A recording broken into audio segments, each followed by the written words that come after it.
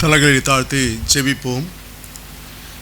துதிகளின் மத்தியில் வாசம் செய்கிற எங்கள் பரம தகப்பனே, 2000 ஆண்டுகளுக்கு முன்பதாக நீர் எங்களுக்காக சிலுவையில் பட்ட பாடுகளை நினைவு கூறும்படியாக நீர் எங்களுக்கு தந்த இந்த நல்ல நாளுக்காக, ஸ்லாக்கியத்திற்காக, பாக்கியத்திற்காக நாங்கள் நன்றியோடு உம்மை துதிக்கிறோம் ராஜா, ஸ்தோத்திரிக்கிறோம். இப்பொழுதும் அந்த நாளை நினைவு கூறுகிற நாங்கள் எங்களுடைய வாழ்க்கையை நாங்கள் உமக்கு அர்ப்பணிக்க ஆண்டவர் பரிசுத்த ஆவியானவர் எங்களோடு கூட இடைபட வேண்டுமாய் ஜெபிக்கிறோம், எங்களை தாழ்த்துகிறோம். நீர் தாமே ஆரம்பம் முதல் முடிவு வரையில் எங்கள் மத்தியில் இருந்து உம்முடைய வார்த்தைகளை கேட்டு அதன்படி செய்ய எங்களுக்கு கிருபை பாராட்ட வேண்டுமாய் ஜெபிக்கிறோம், எங்களை தாழ்த்துகிறோம். எங்களுடைய இருதயத்தை, சிந்தனையை ஒருமுகப்படுத்தும். துதி கன மகிமை எல்லாவற்றையும் நீர் எடுத்துக்கொள்ளும். இயேசு நல்ல நாமத்தில் ஜெபிக்கிறோம் பரம தகப்பனே. இயேசு கிறிஸ்துவின் இனிய நாமத்தில் உங்களை வாழ்த்துகிறேன். நமக்காக ஆண்டவர் 2000 ஆண்டுகளுக்கு முன்பதாக மரித்த அந்த நாளை நினைவு கூறும்படியாக எப்படி அவர் தன்னை ஒப்பு கொடுத்தார் என்பதை நினைவு கூர்ந்து நம்முடைய வாழ்க்கையை ஆண்டவருக்கு ஒப்பு கொடுக்கும்படியாக இந்த நாளிலே நாம் கூடி வந்திருக்கிறோம். எனவே இந்த நாளில் ஆண்டவர் எப்படி தன்னை சர்வாங்க பலியாக ஒப்பு கொடுத்தார் என்பதை குறித்து வேதத்தின் அடிப்படையில் ஒரு சில காரியங்களை நான் உங்களோடு கூட பகிர்ந்து கொள்ள ஆசைப்படுகிறேன். இந்த பலிகளை குறித்து நாம் பார்ப்பதற்கு முன்பதாக இந்த பலி செலுத்துகிற இந்த காரியம் எப்படி தேவனால் அவருடைய பிள்ளைகளுக்கு கொடுக்கப்பட்டது என்பதை நாம் அதனுடைய பின்னணியத்தை பார்ப்பது மிகுந்த நல்லது. அதாவது மோசே கர்த்தரின் கட்டளைப்படி ஆசாரிப்பு கூடாரத்தை செய்து முடித்தவுடன் கர்த்தருடைய மகிமை அந்த கூடாரத்தில் வந்தது. அந்த மகிமை வாசஸ்தலத்தை நிரப்பிற்று என்று யாத்திராகமத்தின் புஸ்தகம் 40வது அதிகாரம் 34வது வசனத்திலே நாம் வாசிக்கிறோம்.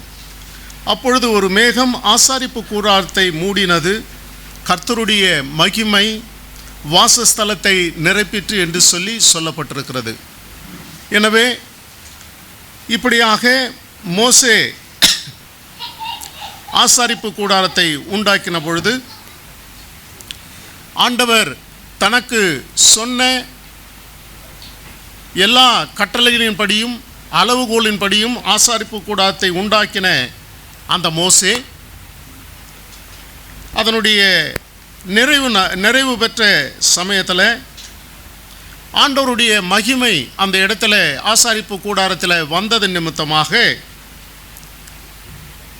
மோசேவால் அந்த ஆசாரிப்பு கூடாரத்தில் பிரவேசிக்க கூடாமல் போனது என்று சொல்லி வேதம் சொல்லுகிறது. அப்போது மோசே ஆசாரிப்பு கூடாரத்தை உண்டாக்கினதுக்கு பிறகு நாம் பார்த்தோம், யாத்திராகமம் 40:34 வாசித்த பிரகாரமாக தேவனுடைய அந்த ஆசாரிப்பு கூடம் முழுவதையும் அவருடைய மகிமை நிரப்பிற்று என்று சொல்லி நாம் பார்த்தோம். எனவே மோசே ஆசாரிப்பு கூடத்துக்குள்ளே செல்ல அவனால் முடியவில்லை. ஏனென்று சொன்னால் ஆண்டவருடைய மகிமை அந்த ஆசாரிப்பு கூடாரத்தில் இருக்கிறது நிமித்தமாக மோசே அதனுள் பிரவேசிக்க கூடாமல் போனது. அப்போது மோசேவுக்கு என்ன வழி என்று சொல்லி தெரியவில்லை. ஏன் ஆசாரிப்பு கூடாரத்துக்குள்ளே பிரவேசிக்க என்ன வழி, எது தடுக்கிறது என்று சொல்லி மோசே சிந்திக்க ஆரம்பித்தான்.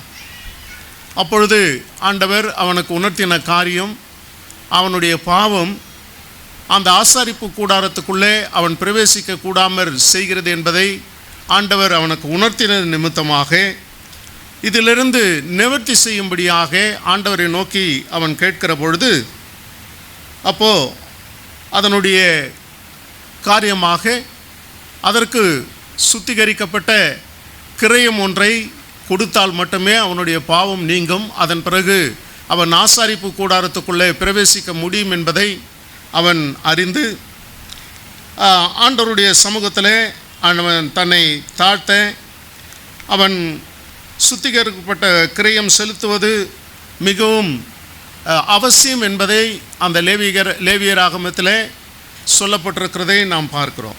அப்போது என்ன செய்ய வேண்டும் என்று சொல்லி அவர்கள் பார்க்கிற பொழுது லேவியர் ஆகமத்தில் முதலாவது சொல்லப்பட்டிருக்கிற 3 விதமான பலிகளிலே ஆண்டவருடைய அந்த சர்வாங்க தகன பலியை கொடுத்தால் மட்டுமே மோசேவினுடைய பாவம் நீங்கும், அவன் ஆண்டவருடைய ஆசாரிப்பு கூடாரத்துக்குள்ளே போக முடியும் என்பதை ஆண்டவர் அவனுக்கு உணர்த்துகிறார். எனவே சர்வாங்க தகன பலியை செலுத்தும்படியாக ஆண்டவர் மோசேவுக்கு சொன்னபடியே அவன் என்ன செய்கிறான், பலிபீடத்தை கட்டியிருக்கிறான். அந்த பலிபீடத்தில் அவன் என்ன செய்ய வேண்டும் என்று சொன்னால் அந்த பலியை சர்வாங்க தகன பலியை கொடுக்கும்படி செய்ய வேண்டும் என்று சொல்லி வேதம் சொல்லுகிறதை நாம் பார்க்கிறோம். அப்போது சர்வாங்க தகன பலியை கொடுக்கப்படுகிற அந்த மிருகம் எப்படிப்பட்டதாக இருக்க வேண்டும் என்று சொன்னால் வேதம் தெளிவாக சொல்கிறது, பழுதற்ற ஒரு மிருகத்தையே சர்வாங்க தகன பலியாக கொடுக்க முடியும் என்று சொல்லப்பட்டிருக்கிறது. எனவே இந்த இடத்துல நாம் பார்க்கிறோம், அப்படி செலுத்த வேண்டிய பலி எப்படி செலுத்தப்பட வேண்டும் என்று சொல்லி, சர்வாங்க தகன பலி எப்படி செலுத்த வேண்டும் என்று சொல்லி லேவியர் ஆமோஸின் புஸ்தகம் 1வது அதிகாரம் வசனம் 6 முதல் 8 வரையிலே உள்ள வசனங்களிலே சொல்லப்பட்டிருக்கிறது. யாராவது ஒருவர் தயவுசெய்து வாசியுங்கள் பார்க்கலாம்.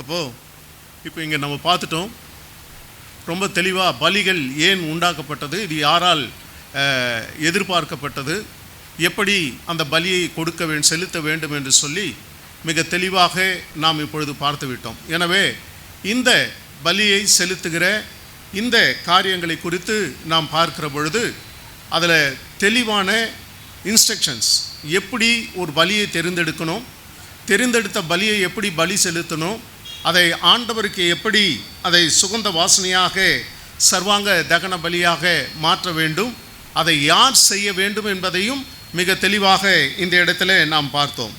எனவே இந்த காரியத்திலே நாம் பார்க்கிற பொழுது மிக தெளிவாக ஒரு சில காரியங்களை நாம் பார்க்கிறோம். முதலாவது என்னன்னு கேட்டிங்கன்னா, பலி செலுத்துகிற அந்த மிருகம் என்ன செய்யப்பட வேண்டும் என்று சொல்லி அங்கே சொல்லப்பட்டிருக்கிறது. அது 3வது காரியம். முதல் காரியம் என்ன, பலி செலுத்துகிற அந்த மிருகம் என்ன செய்யப்பட வேண்டும், பழுதற்றதாக இருக்க வேண்டும். அதெல்லாம் ரைட்டு. பலி எப்படி செலுத்துவாங்க, இல்லை அதுக்கெல்லாம் முன்னாடி ஒரு காரியம் நடக்கணுமே. ரொம்ப முக்கியமானது என்ன, அவன் தலை மேலே கையை வச்சு ஜெபம் பண்ணிட்டு அதன் பிறகு அதை என்ன பண்ணணும்னு கேட்டிங்கன்னா, கொல்லப்பட கடவன். மிக தெளிவாக இருக்கிறது. அப்போ இந்த இடத்துல நம்ம பார்க்கும் பொழுது முதலாவது பலி செலுத்தப்படுகிற மிருகம் என்ன செய்யப்பட வேண்டும் என்று சொல்லி அங்கே சொல்லப்பட்டிருக்கிறது என்று சொன்னால் கொல்லப்பட வேண்டும். ஆனால் அதே சமயத்தில் நீங்கள் பார்த்தீங்கன்னா ரோமருக்கு எழுதின நிருபம் 8வது அதிகாரம் 32வது வசனத்தை தயவுசெய்து யாராவது ஒரு வாசியுங்கள்.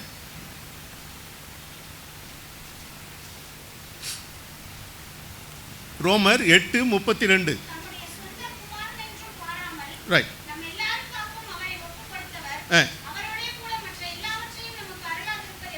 ரைட். அப்போ பாருங்கள், இந்த இடத்துல என்னன்னு கேட்டிங்கன்னா ரொம்ப தெளிவாக ஒரு காரியம் நமக்கு சொல்லப்பட்டிருக்கிறது.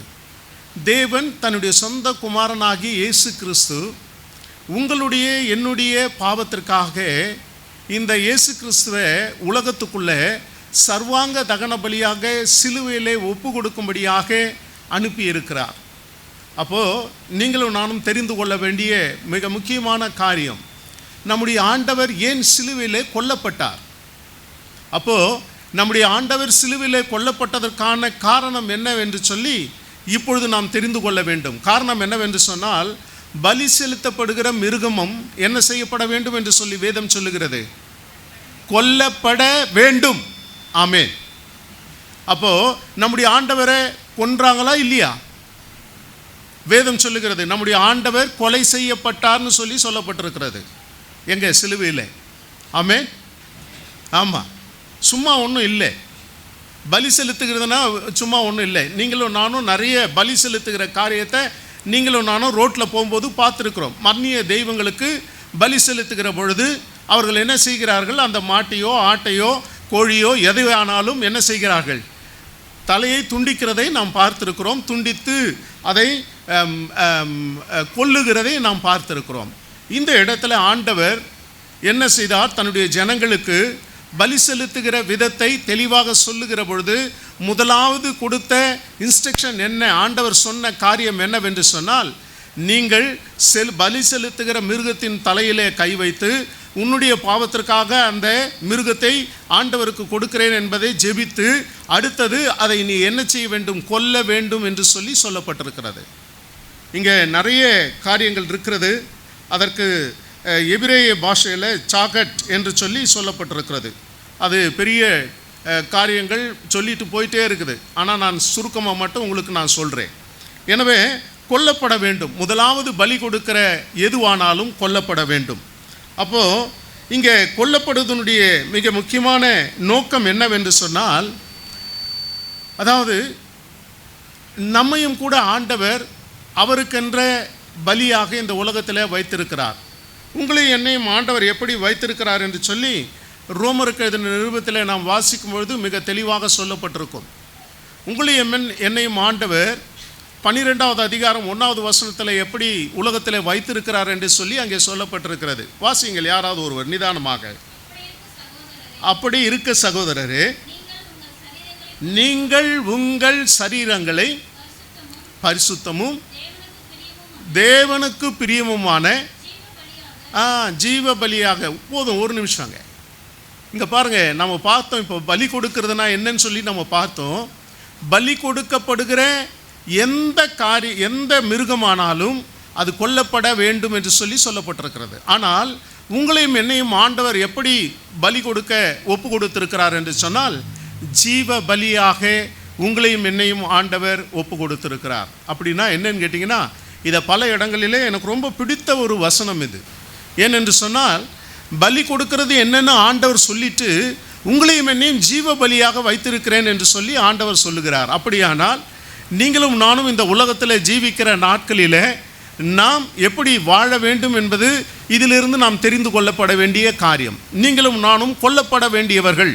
எப்படி கொல்லப்பட வேண்டும்? நம்முடைய பாவத்தின் நிமித்தமாக நீங்களும் நானும் கொல்லப்பட வேண்டிய அந்த நபர்களாகி நீங்களும் நானும். ஆனால் நமக்கு பதில் தன்னை ஒப்பு கொடுத்து ஆண்டவர் நம்மை மீட்டிருக்கிறார். மீட்ட ஆண்டவர் உங்களிடத்திலேயும் என்னிடத்திலேயும் எதிர்பார்ப்பது என்னவென்று சொன்னால், நீங்களும் நானும் ஜீவனுள்ள பலிகளாக இந்த உலகத்திலே ஆண்டவரால் ஏற்படுத்தி வைக்கப்பட்டிருக்கிறோம். ஆமென், அல்லேலூயா.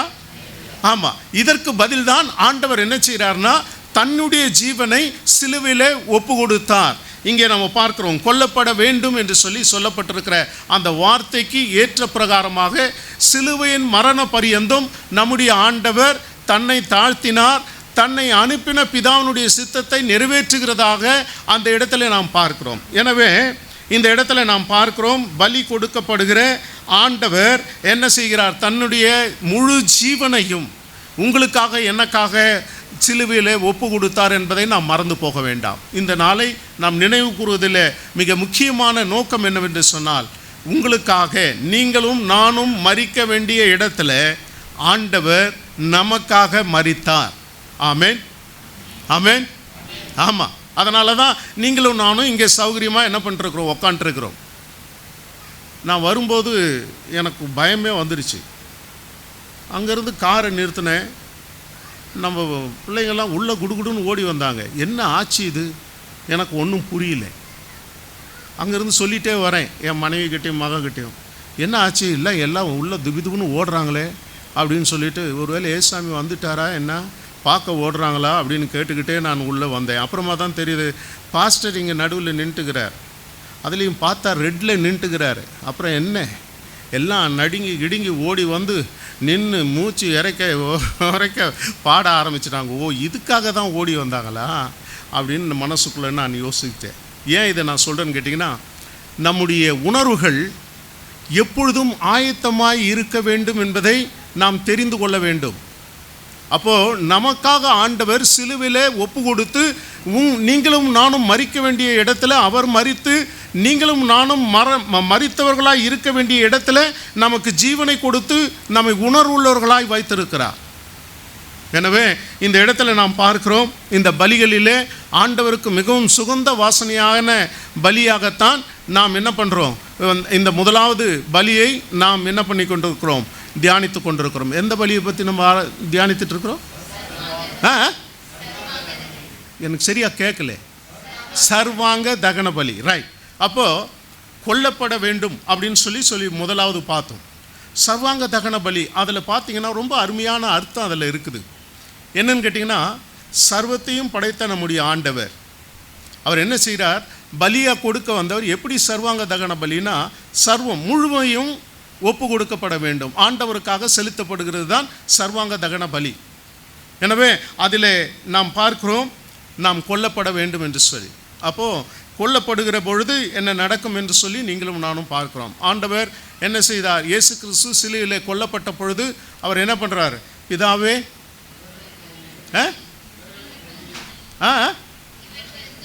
இவர்களுக்கு மன்னியும். பாருங்க எவ்வளோ அருமையான காரியம் சொல்லிட்டு, ஏன் என்னை கைவிட்டீர். அப்போ பாருங்க அதனுடைய அர்த்தம், ஆண்டவரை உண்மையாக பலி செலுத்தப்பட்டதனுடைய அர்த்தம் அதுதான். இங்கே என்ன சொல்லப்பட்டிருக்கிறது, கொல்லப்பட வேண்டும். அப்போது அந்த இடத்துல இயேசு கிறிஸ்து நமக்காக முழுமையாக தன்னை ஒப்பு கொடுத்தார் சர்வாங்க தகன பலியாக. எனவே இந்த இடத்துல நாம் பார்க்கிற பொழுது நீங்களும் நானும் முதல்ல நம்ம பார்த்தோம், என்ன பார்த்தோம், ரோமரில் 12:1 பார்த்தோம், ஜீவ பலியாக ஒப்பு கொடுக்க வேண்டும் என்று சொல்லி பார்த்தோம். அப்படியானால் நீங்களும் நானும் இந்த உலகத்துக்குள்ளே ஜீவிக்கிற பொழுது ஆண்டவர் எனக்காக முழுமையாக தன்னை ஒப்பு கொடுத்ததை நினைவு கூர்ந்தவர்களாக இந்த உலகத்தில் நாம் வாழ்கிற பொழுது உலகத்துக்கு மரித்தவர்களாக, ஆமென், உலகத்துக்கு மரித்தவர்களாக கிறிஸ்துவுக்கு நாம் ஜீவன் உள்ளவர்களாக இந்த உலகத்தில் நாம் ஏற்படுத்தி வைக்கப்பட்டிருக்கிறோம். அதுதான் ரொம்ப முக்கியம். அப்போது நான் உலகத்துக்கு மரித்தவனா என்ன அப்படின்னு சொல்லி நாம் பார்க்கிற பொழுது நம்மளை குறித்து வேதம் ரொம்ப தெளிவாக சொல்லுகிறது. ஒரு சில இடங்களில் நீங்களும் நானும் பிரித்தெடுக்கப்பட்டவர்கள். எங்கிருந்து பிரித்தெடுக்கப்பட்டவர்கள்? உலகத்திலிருந்து பிரித்தெடுக்கப்பட்டவர்கள். அப்போது உலகத்தினுடைய ஆசா பாசங்கள், உலகத்தினுடைய காரியங்கள் நாம் என்ன பண்ணப்பட வேண்டும் என்று சொன்னால் மரித்தவர்களாக இருக்க வேண்டும். அதே சமயத்தில் ஆண்டவர் ஏற்படுத்தி கொடுத்த அந்த காரியங்களிலே பரிசுத்தமாய் தேவனை மகிமைப்படுத்தக்கூடியவர்களாக நீங்களும் நானும் இருக்க வேண்டும் என்று சொல்லி வேதம் சொல்லுகிறது. அப்படியானால் நீங்களும் நானும் உலகத்திற்கு மரித்தவர்கள் என்று சொன்னால் அதற்கு சரியான ஒரு எடுத்துக்காட்டாக ஒரே வசனத்தை நான் உங்களுக்கு ஞாபகப்படுத்த விரும்புகிறேன். சங்கீதங்களின் புஸ்தகம் 1வது அதிகாரம் 1வது வசனத்தை தயவு செய்து வாசியுங்கள், பார்க்கலாம். பாருங்க, ஒருத்தர் சத்தமாக சொல்றார், ரைட், நில்லாமலும் பரியாசக்காரர் உட்காரும் இடத்தில் உட்காராமலும்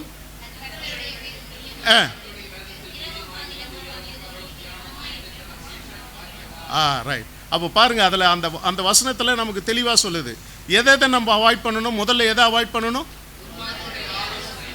ஆமாம். இன்னைக்கு நிறைய எங்கே போய் கேட்குறோன்னு கேட்டிங்கன்னா துன்மார்க்கர்கிட்ட தான் ஆலோசனை கேட்குறோம். ரெண்டாவது அந்த மூணாவது ஆமாம். இது எல்லாமே நமக்கு ரொம்ப பிடிச்சது. அப்படின்னா நீங்களும் நானும் ஆண்டவர் ஏற்படுத்தினுடைய நோக்கத்தை விட்டு தூரம் போயிட்டு இருக்கிறோன்னு அர்த்தம்.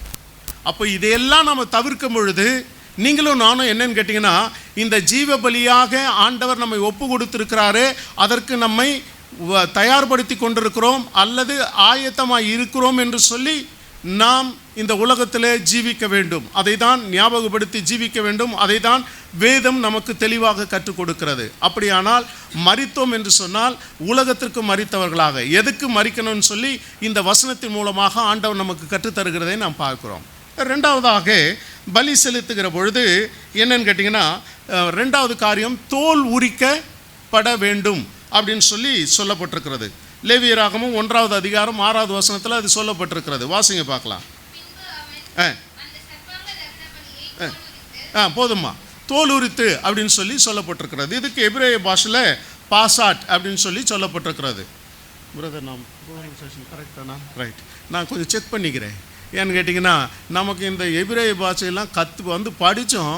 காசு கொடுத்து படித்தப்போ நமக்கு படிக்கிறதுக்கு நல்லா இருந்தது. அதுக்கப்புறம் அது மறந்து போச்சு. அதனால தான் அடிக்கடி நான் பாஸ்டர்கிட்ட கேட்டுக்கிறது, பிரதர் நான் ப்ரொனன்சியேஷன் கரெக்டாக சொல்கிறேன். நான் பாசாட் அப்படின்னு சொல்லி சொல்லப்பட்டிருக்கிறது. அப்போது இதுக்கு ஒருத்தர் என்ன எக்ஸ்ப்ளனேஷன் கொடுக்குறாருன்னு கேட்டிங்கன்னா ஒரு எபிரேய வல்லுனர் சொல்கிறாரு, இதுக்கு என்ன அர்த்தம், எப்படி இதை நம்ம மீன் பண்ணி கொள்ள முடியும் அல்லது நம்முடைய வாழ்க்கையில் அபியாசப்படுத்த முடியும் அப்படின்னு சொல்லி பார்க்கும்பொழுது அவர் என்ன சொல்கிறாருன்னு கேட்டிங்கன்னா நீங்கள் உங்களை ஆண்டவருக்காக ஒப்பு கொடுத்துட்டீங்க. நீங்கள் ஒப்பு கொடுத்தது நிமித்தமாக நீங்கள் என்ன பலியாக சர்வாங்க தகன பலியாக ஆண்டவர் உங்களை உலகத்தில் ஏற்படுத்தி வைத்திருக்கிறார். அப்படியானால் நீங்கள் கொல்லப்பட வேண்டும். அடுத்தது என்னன்னு சொன்னால் தோல் உரிக்கப்படணும் அப்படின்னு சொன்னால் என்ன சொல்கிறாருன்னு கேட்டிங்கன்னா அவர் உலகத்தில் இருக்கிற பலரும் உங்களை பார்த்து ஏளனமாக பேசுவாங்க. என்னென்ன விதத்தில் உங்களை ஹர்ட் பண்ண முடியுமோ அந்தந்த விதத்துலலாம் உங்களை ஹர்ட் பண்ணுவாங்க. உங்களுடைய மனம் புண்படும்படியாக பேசுவாங்க. உங்களை எல்லா விதத்திலும் ஏளனமாக பேசுவாங்க, பார்ப்பாங்க. இதெல்லாம் செய்யும் பொழுது நீங்கள் என்னன்னு கேட்டிங்கன்னா தோல் உரிக்கப்பட்ட அந்த மிருகத்தை போல் நீங்கள் என்ன பண்ணணும்னு கேட்டிங்கன்னா அமைதியாக நீங்கள் பாட்டுக்கு போயிட்டே இருக்கணும். ஏன்னு கேட்டிங்கன்னா ஏற்கனவே நம்ம என்ன பண்ணப்பட்டவங்க பலி அதை சொல்கிறா பாருங்கள். பின்னாடி இருக்கிற ஐயாவுக்கு கரெக்டாக கேட்குது, ஆனால் முன்னாடி இருக்கிறவங்க யாரும் என்னை பார்த்து சிரிக்கிறாங்க. என்னவோ நாடகம் இப்போ கொஞ்சம் நேரத்துக்கு முன்னே இப்போ வேத வசனங்களை வாசிக்கும் போது என்ன அழகாக அதை தெளிவாக வாசிக்கிறத நம்ம கேட்டோம். ஆனால் எத்தனை பேருக்கு அது புரிஞ்சுதுன்னு தெரியாது. நடுவில் நின்றவங்க எப்படி இருந்தாலும் ஏசாமி தான். பாடுகளும் பிரச்சனையும் அதிகம். நடுவில் நிற்கிறது பெருசு இல்லை. நின்னாலும் என்ன பிரச்சனை? ஏசாமி கூட எங்கே இருந்தார் சிலுவையில்? என்ன அடி யாருக்கு அதிகம்? ஆமாம், அதெல்லாம் மறந்துடக்கூடாது, ஜாக்கிரதையாக இருக்கணும். ஆகையினால இங்கே என்ன சொல்கிறாங்கன்னு கேட்டிங்கன்னா நீங்கள் எங்கே நின்னாலும் உங்களை பார்த்து என்ன பண்ணுவாங்க? தோல் உரிப்பாங்க. எப்படி தோல் உரிப்பாங்களான்னா எப்படியெல்லாம் நினைக்கிறாங்களோ அப்படியெல்லாம் மனசுக்கு வந்தபடி நம்மளை என்ன பண்ணுவாங்களாம்? பேசுவாங்களாம்.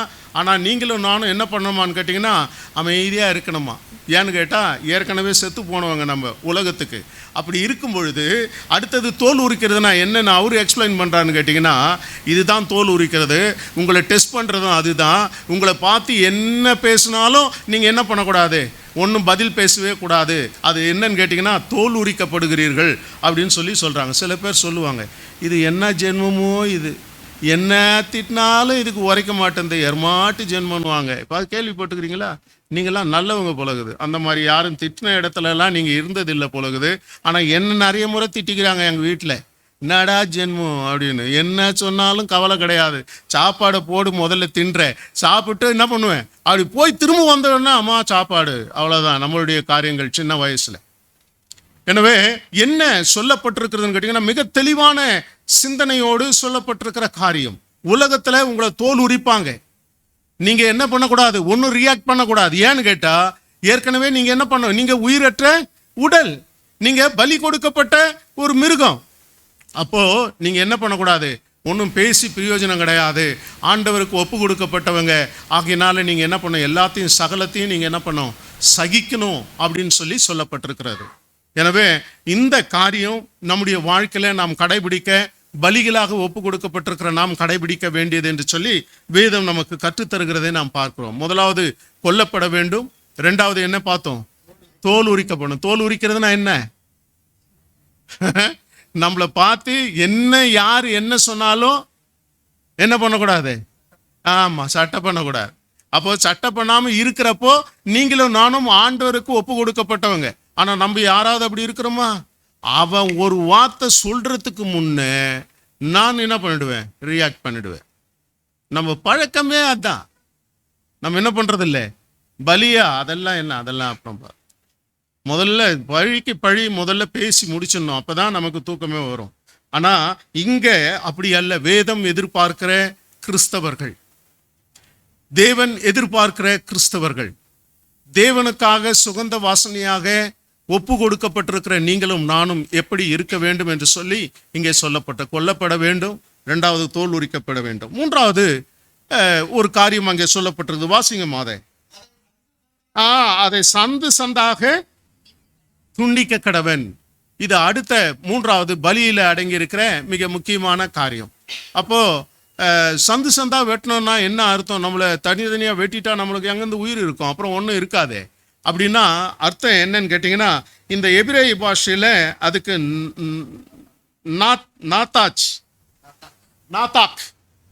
நாத்தாக்குன்னு சொல்லி சொல்லப்பட்டிருக்கிறது.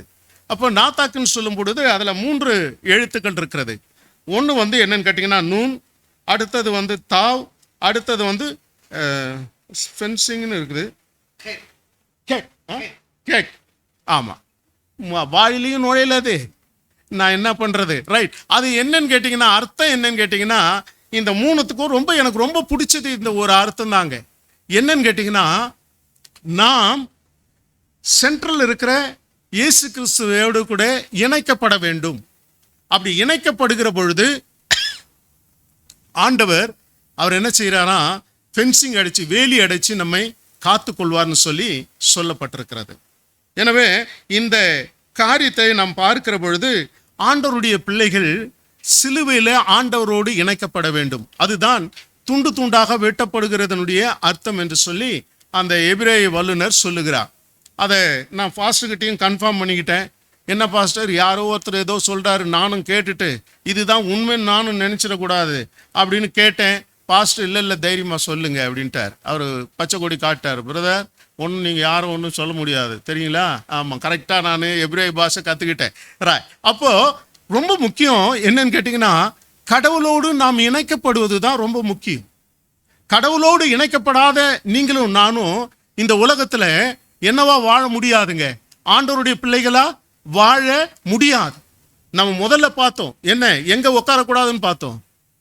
துன்மார்க்கர் ஆலோசனையில் நடவாமல், பாவிகள் வழியில் நில்லாமல், பரியாசக்காரர்கள் உட்காரும் இடத்தில் உட்காராமலும். அப்போ எப்படி இப்படி இருக்க முடியும்னு பார்த்தோம்னா, நீங்களும் நானும் சிலுவிலே எனக்காக மரித்த அந்த ஆண்டவரோடு இணைக்கப்பட்டால் ஒழிய நீங்களும் நானும் இந்த உலகத்தில் நாம் என்ன பண்ண முடியாது, அப்படி வாழ முடியாது.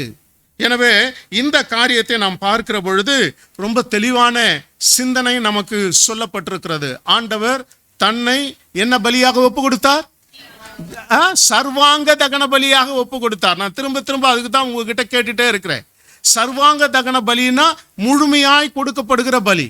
அப்போ அப்படி கொடுக்கப்படுகிற அந்த பலி முதல்ல கொல்லப்பட வேண்டும், ரெண்டாவது தோல் உரிக்கப்பட வேண்டும், மூன்றாவது சந்து சந்தாக அது என்ன பண்ணணும், வெட்டப்பட வேண்டும் அப்படின்னு சொல்லப்பட்டிருக்கிறது. அப்போது இதையெல்லாம் செய்த பிறகு பலிப்பீடத்தின் மேலே அதை வச்சுட்டு நான் என்ன பண்ணணும், ஆரோனுடைய புத்திரர்கள் அதை ஆண்டவரை நோக்கி கூப்பிடும் பொழுது ஆண்டவர் அதை என்ன பண்ணுவார், எடுத்துக்கொள்வார்னு சொல்லி வேதத்தில் நம்ம வாசிக்கிறோம். அப்படியானால் இந்த காரியம் எனக்கு எப்படி பொருந்தும் என்று சொன்னால், இந்த உலகத்தில் நீங்களும் நானும் வாழ்கிற பொழுது நாம் சர்வாங்க தகன பலிகளாக ஆண்டவரால் ஏற்படுத்தி வைக்கப்பட்டிருக்கிறவ ஆண்டவருடைய பிள்ளைகள்.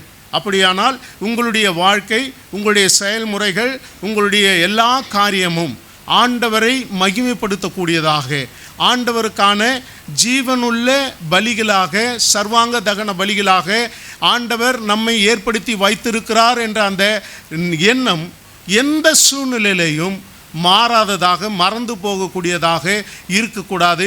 இந்த சர்வாங்க தகன பலி ஆண்டவருக்கு எப்படிப்பட்டது என்று சொல்லி வாசித்தோம்.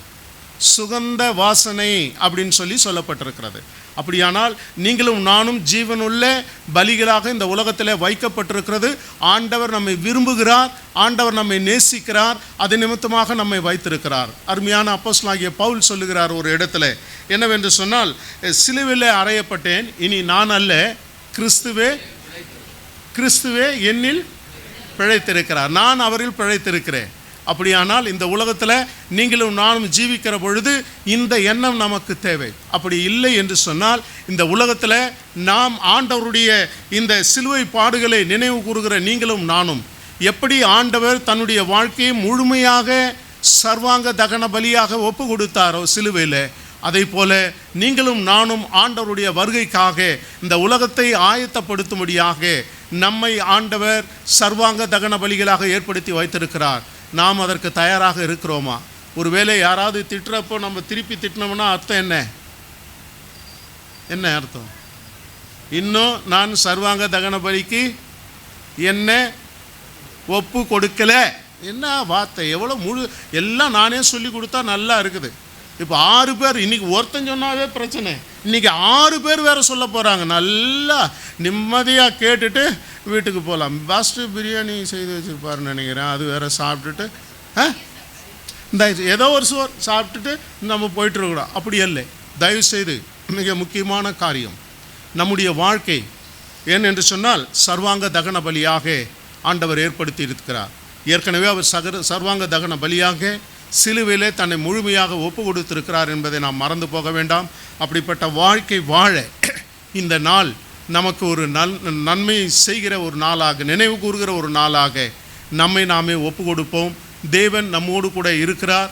இந்த உலகத்திலே சர்வாங்க தகன பலிகளாக நீங்களும் நானும் கொல்லப்படுகிற பொழுதும், தோல் உரிக்கிற பொழுதும், அது மட்டுமல்ல சந்து சந்தாக வெட்டப்படுகிற பொழுதும் நீங்களும் நானும் சிலுவையிலே கிறிஸ்துவோடு இணைக்கப்பட்டவர்கள் என்ற அந்த எண்ணத்தோடு கூட அவருடைய ஆசீர்வாதத்தை பெற்றுக்கொள்ள ஆண்டவர் நமக்கு கிருபை பாராட்டுவாராக. கடைசியாக ஒரே ஒரு 4 வரிகளை நானாக சொந்தமாக எழுதி வச்சுருக்கிறேன். நிறைய நான் முன்னெல்லாம் கவிதை எழுதுவேன், இப்போல்லாம் அந்த மாதிரி எண்ணமெல்லாம் வந்தது கிடையாது. இதை பாட்டாக கூட பாடிடலாம், ஆனால் நான் இப்போ பாட விரும்பலை. இன்னொரு நாளைக்கு ஜெபசன் வந்த பிறகு பாடலாம். சர்வத்தையும் படைத்தவரே, நம்முடைய ஆண்டவர் என்ன? சர்வத்தையும் படைத்தவரே, சர்வாங்க தகன பலியாய் வந்தவரே, சர்வாங்க தகன பலியாய் வந்தவரே, ரைட், சாவாமை உடையவரே. இதெல்லாம் நம்ம கேள்விப்பட்ட வார்த்தைகள் தான். அது மட்டுமல்ல, சாவை வென்ற நித்திய நாயகரே, சாவை வென்ற நித்திய நாயகரே, நான் உன்னுடைய பிள்ளை, நீங்கள் என்னை நடத்துங்க, நான் உம்மோடு இணைக்கப்பட்டிருக்கிறேன். ஆமேன். தேவன் நமக்கு கிருபை பாராட்டுவாராக. எனக்கு கொடுத்த டைம் முடிஞ்சிச்சுன்னு நினைக்கிறேன். ஆகையினால நான் முடித்து கொள்கிறேன். சர்வாங்க தகன பலி என்றால் என்ன, ஏன் ஏற்படுத்தி கொடுக்கப்பட்டது? நீங்களும் நானும் ஜீவனுள்ள சர்வாங்க தகன பலிகளாக இந்த உலகத்திலே ஆண்டவருக்கென்று ஏற்படுத்தி வைக்கப்பட்டிருக்கிறோம். அந்த ஆசீர்வாதங்களை நாம் பெற்றுக்கொள்ள தேவன் கிருபை பாராட்டுவாராக. ஆமென்.